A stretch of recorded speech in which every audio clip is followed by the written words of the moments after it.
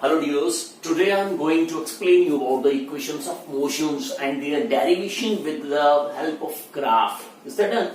तो पहले एक चीज पूछ लेता हूँ, बात आती है कि what are equations of motion? Equations of motion है क्या? Suppose आप लोगों के किचन में, आपके घर के किचन में आटा है, दालें हैं, सब्जियां हैं, मसाले हैं, स्पाइसेस हैं और ऑयल है, घी है, everything is present there.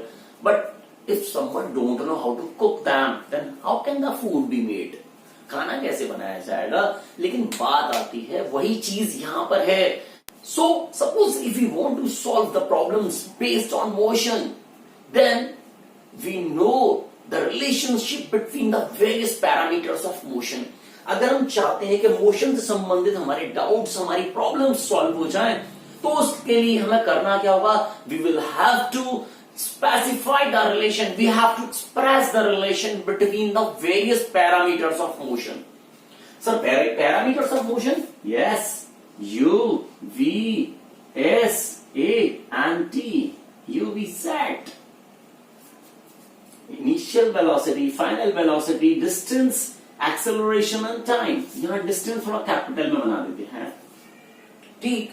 तो मैंने क्या कहा? If we want to solve the problems on motion, then we have to show some relations between these parameters. ठीक है?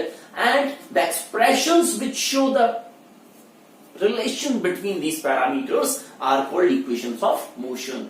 वो expressions जो इन parameters में relation देते हैं, वो क्या कहलाते हैं? हमारे equations of motion. So we have three equations of motion, बेटा. First है V equals to U plus AT. The second one is S equals to UT plus half AT square. And the third one is V square minus U square is equals to 2AS. तो हमें जो है graphical method से इन तीनों equations को prove करना है. I hope मैं आप लोगों को बहुत इजीली, बहुत क्विक मैनर में जो है इनको एक्सप्लेन कर दूंगा. बट प्लीज कम से कम एक दो बार इनको रिवाइज जरूर कीजिएगा, क्योंकि एक बार पढ़ने के बाद कभी भी कोई चीज समझ में नहीं आती. कम से कम एटलीस्ट दो बार तो पढ़ना पड़ता है. So let's start. अब बात आती है ग्राफिकल वे से अगर हमें इक्वेशंस को डिराइव करना है तो उसके लिए हमें ग्राफ चाहिए. सबसे पहली चीज, ये सारी की सारी जो इक्वेशंस हैं, they are based upon the uniform accelerated motion, uniform acceleration वाली. तो यहां पर जो ग्राफ बनेगा वो भी यूनिफॉर्म एक्सेलरेशन का बनेगा. सर यूनिफॉर्म एक्सेलरेशन भूल गए हम लोग. चलिए बात कर लेते हैं, ऐसी क्या बात है. अगर आपको ध्यान हो, मैंने बताया था एक्सेलरेशन का मीनिंग है to increase in the velocity, है ना. It is the rate of change of velocity of an object.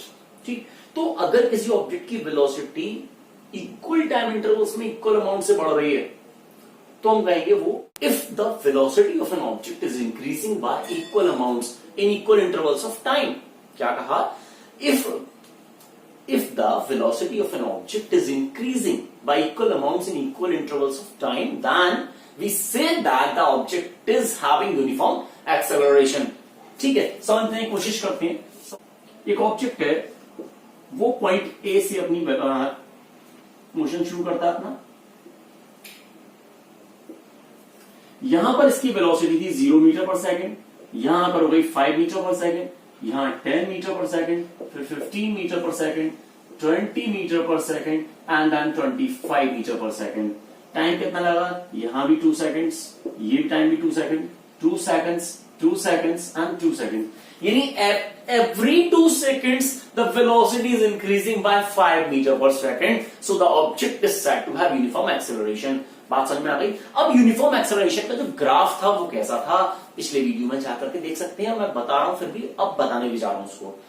Uniform acceleration का जो ग्राफ है बेटा, वो it is a straight line inclined on time axis. तो पहले वो ग्राफ ड्रॉ कर लेते हैं. ठीक है.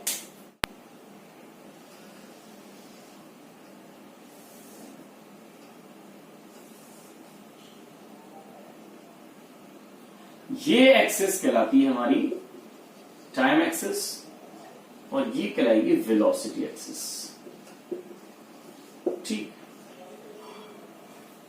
ये ओरिजिन है हमारा. चलिए फिलहाल हम बात करते हैं कि एक ऑब्जेक्ट है जो पॉइंट ए पर था और यहां पर इसकी वेलोसिटी थी u. ठीक. कुछ टाइम के बाद, चलिए यूं मान लेते हैं, ग्राफ ड्रॉ कर लेते हैं इसी तरफ, इसकी वेलोसिटी जो है वो हो गई v जब ये पॉइंट B पर आया। क्या कहा मैंने? जब ये पॉइंट A पर था इसकी वेलोसिटी u थी और ये यूनिफॉर्म एक्सेलरेशन के साथ मूव कर रहा था। तो जब यूनिफॉर्म एक्सेलरेशन चलेगा तो वेलोसिटी बढ़ेगी। कुछ देर के बाद, ये टाइम t के बाद, इसकी वेलोसिटी कितनी हो गई? v, यानी ये पॉइंट पहुंच गया पॉइंट B पर। चलिए तो हम करने क्या वाले हैं, पॉइंट B के सामने जो है इस ग्राफ से एक परपेंडिकुलर ड्रॉ किया है हमने, पॉइंट M मान लेते हैं, इस पॉइंट को N मान लेते हैं, यानी इस ग्राफ के पॉइंट M से हमने वेलोसिटी एक्सिस पर एक परपेंडिकुलर ड्रॉ कर लिया और यहां से परपेंडिकुलर ड्रॉ कर लिया नीचे की तरफ यानी टाइम एक्सिस पर N पर, ठीक। और यहां से ये जो पॉइंट A है हमारा, इस पॉइंट को हमने जो सामने मिला दिया, यहां भी एक परपेंडिकुलर है। चलिए इसको P मान लेते हैं। Is that done? तो this is the straight line graph between the velocity and time. तो ये क्या शो कर रहा है? It is uniform acceleration. तो चलिए लेट्स स्टार्ट विद, पहले मैं थोड़ा सा एक चीज लिखकर समझा देता हूं आप लोगों को, है ना। तो मैं करना क्या है, suppose we have an object, ठीक, ट्रेवलिंग विथ वेलोसिटी u, ठीक, with यूनिफॉर्म एक्सेलरेशन, ठीक, A, ठीक बेटा। After time t, its velocity becomes v and it covers a distance s। Then बेटा ये जो मैंने स्टेटमेंट यहां लिखा है, ये आप लोगों को सारी इक्वेशंस, तीनों इक्वेशंस में काम आने वाला है, सेम स्टेटमेंट कॉपी करने वाले हैं ना। इज दैट डन बेटा? चलिए तो हम बात करते हैं, फाइंड क्या करना है, then acceleration produced in object. Acceleration कैसे कैलकुलेट करेंगे? एक्सेलरेशन क्या होता है बेटा?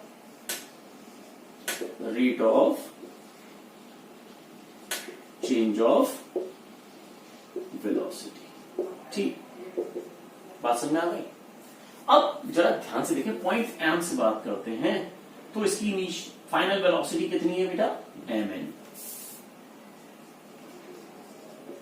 माइनस इनिशियल वेलोसिटी कितनी थी? ये रहा, या तो pn कह सकते हैं यहां पर, या हम यहां OA कह सकते हैं। तो OA ले लेते हैं, OA मत लीजिए, थोड़ा गलती हो जाएगी, हम pn लेते हैं, ठीक। pn अपॉन टाइम कितना है? OA, ठीक। जरा ध्यान से समझने की कोशिश करेंगे बेटा, mn किसके बराबर है? OB के बराबर, और pn किसके बराबर है? OA के बराबर, अपॉन ON क्या है? टाइम, ठीक। ये अभी ON चलने देते हैं इसको, ठीक। अब A इज इक्वल्स टू क्या आ गया यहां पर? OB किसके बराबर है? V minus U upon T। इससे वो थोड़ा आगे चलते हैं, सॉल्व करते हैं, तो क्रॉस मल्टीप्लाई करो, क्या आ जाएगा? AT is equals to V minus U, और U को इधर ले जाओगे तो U प्लस AT हो जाएगा, यानी this becomes V equals to U plus AT। I hope ये चीज समझ में आ गई होगी, ज्यादा डिफिकल्ट नहीं है ये। चलिए थोड़ा आगे चलते हैं सेकंड इक्वेशन की तरफ। बेटे एक बात मैं आप लोगों को बता देता हूं, मैंने आपसे पहले भी कहा था, अभी ये वाला जो स्टेटमेंट है आपको सेकंड इक्वेशन में भी लगेगा और थर्ड इक्वेशन में भी लगेगा, ठीक है। अब मैं इस स्टेटमेंट को यहां से रब कर दे रहा हूं और इस स्टेटमेंट को हम दोबारा लिखने वाले नहीं है। इज दैट बेटा? तो बच्चों फिर से बात वही करते हैं कि suppose there is an object that is moving with initial velocity u and with uniform acceleration a. After time t, its velocity becomes v and it covers a distance s. क्या कवर करता है? Distance s. तो then the distance s will be equals to, अब बात आती है distance कैसे calculate करेंगे बेटा? डिस्टेंस का फॉर्मूला क्या होता है? वेलोसिटी इंटू टाइम से निकल आएगी डिस्टेंस। अब यहां पर वेलोसिटी कहां है? ये रही, और टाइम ये रहा। लेकिन ये भी वेलोसिटी है, ठीक है। तो हमें करना क्या है यहां पर जो है, हम इस ग्राफ के नीचे ये जो एरिया है, अगर इस एरिया को कैलकुलेट कर लें तो हमें डिस्टेंस मिल जाएगी बेटे, ठीक। तो जनरली डिस्टेंस कैसे कैलकुलेट की जाती है, एरिया अंडर द ग्राफ। बात समझ में आ रही है बेटा। तो जो ये शेप बन रही, कौन सी शेप बन रही है ध्यान से देखकर बताएं मुझे आप। And this is a trapezium. तो आप क्या लिखने वाले हो, एरिया ऑफ ट्रैपेजियम। कौन सा ट्रैपेजियम है, OAMN, OAMNO। लौट करके वहीं पर आ गया, ये ट्रैपेजियम है हमारा। तो ट्रैपेजियम के एरिया फॉर्मूला क्या होता है, half into sum of parallel sides into distance between them. Half into sum of parallel sides. Parallel sides कौन सी यहां पर, OA and MN, into perpendicular distance between them. Perpendicular distance कितनी है, ON। S is equal to half. OA किसके बराबर है, U के। MN किसके बराबर है, V के। ON कितना है, T। लेकिन बेटा ये आप जानते हैं, अभी बताया था मैंने, सेकेंड इक्वेशन में कहीं पर भी V नहीं होता। S is equal to UT plus half AT square होता है। यानी किसी तरीके से अगर ये V हटा दिया जाए तो मेरी सेकेंड इक्वेशन के आने का रास्ता साफ हो जाएगा। और but you know that V equals to U plus AT होता है। और यहां पर हमने क्या किया, S equals to half U plus, और V की जगह पर फिर से U प्लस AT लगा दिया और हमने यहां पर T लिख दिया है। V साफ, V गया। चलिए सॉल्व कर लीजिए। S इक्वल्स टू हाफ, ये क्या बन जाएगा, 2U और साथ में T से मल्टीप्लाई है तो इट बिकम्स 2UT। ये हो गया 80 स्क्वायर, ठीक। फिर सॉल्व कर देते हैं, हाफ का मल्टीप्लाई अंदर करो तो 2 से 2 कट जाएगा, UT, और ये 80 स्क्वायर कैसा हो जाएगा, हाफ। जरा देख सकते हैं, सेकंड इक्वेशन आ गई आपकी, S is equal to UT plus half AT square. I hope इसमें कुछ भी डिफिकल्ट नहीं है, आप लोग बहुत इजीली कर पा रहे होंगे इसको। बेटा बस एरिया ऑफ ट्रैपेजियम निकालना था हमें। ट्रैपेजियम का area sum of parallel sides होता है। इसकी पैरेलल साइड्स ये रही, ये वाली साइड V के बराबर, ये U के बराबर, और डिस्टेंस जो इनकी T के बराबर है, ये चीज। आई होप सेकंड इक्वेशन का डेरिवेशन क्लियर हो गया होगा। चलिए थर्ड इक्वेशन की तरफ चलते हैं। अब थर्ड इक्वेशन में जो है, ये ध्यान रखिएगा, बिल्कुल यहां तक हमें सेम आना है। थर्ड इक्वेशन जो है और सेकंड इक्वेशन में डेरिवेशन में बहुत सिमिलरिटीज हैं। स्टेटमेंट बिल्कुल फर्स्ट इक्वेशन जैसा दोनों में चलेगा। उसके बाद जो सेकंड इक्वेशन थर्ड इक्वेशन में ये वाले जो स्टेटमेंट्स हैं बिल्कुल सेम रहेंगे। यहां से आगे जाकर हमें जो है वो थर्ड इक्वेशन डराइव करनी है। बच्चों एक बात करूं, प्लीज अगर आप लोगों ने अब तक मेरा चैनल सब्सक्राइब नहीं किया तो चैनल सब्सक्राइब कर लीजिए और नीचे बेल आइकन को प्रेस कर दीजिए, जिससे कि आप लोगों को मेरे आने वाले वीडियोस के नोटिफिकेशन सबसे पहले मिल जाएं। और पिछले वीडियोस को अगर आप देखना चाहते हैं तो उसके लिंक्स मैंने नीचे डिस्क्रिप्शन में दे दी हैं, आप लोग देख सकते हैं। अब बेटा हमें थर्ड इक्वेशन डिराइव करनी है यहां पर, और थर्ड इक्वेशन भी हम लोग जो है बाकी के स्टेटमेंट्स तो यहां तक आ गए। लेकिन थर्ड इक्वेशन में क्या नहीं होता हमारे पास, देखो थर्ड इक्वेशन में क्या होता है, V, U, A और S होता है, लेकिन सर T नहीं होता, चाय नहीं होती वहां पर। तो यहां से चाय को, T को हटा दीजिए। कैसे हटाऊंगा सर T, देखो जरा, V नो जानते हैं क्या, V equals to U plus AT। तो यहां से अगर आप T की वैल्यू निकालेंगे क्या आ जाएगा, V minus U upon A। ये किसकी वैल्यू आ गई, T की वैल्यू। तो यहां पर T की ये वाली वैल्यू प्लेस कर दीजिए। S is equals to half U plus V, हम इसको थोड़ा V प्लस U लिख देता हूं, बताऊंगा ऐसा क्यों, समझ में खुद आ जाएगा वैसे। और V minus U upon A। I hope समझ में आ रहा होगा। A plus B into A minus B क्या बन जाएगा, A square minus B square बन जाएगा। चलिए आगे, S इज इक्वल टू ये हाफ, ये क्या हो गया, V square minus U square upon A. Cross multiply करेंगे तो S के साथ 2, ये 2 थोड़ा ऐसे लिखता हूं समझ में नहीं आएगा, तो S के साथ 2 और A का मल्टीप्लाई हो जाएगा। 2AS इज इक्वल टू यहां क्या बचा, V square minus U square.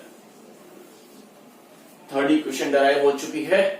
Is that done, beta? I hope I have made you easily explained with all these equations of motion, है ना? So please wait for the next video for the numericals of the this chapter, है ना? Let's see you in the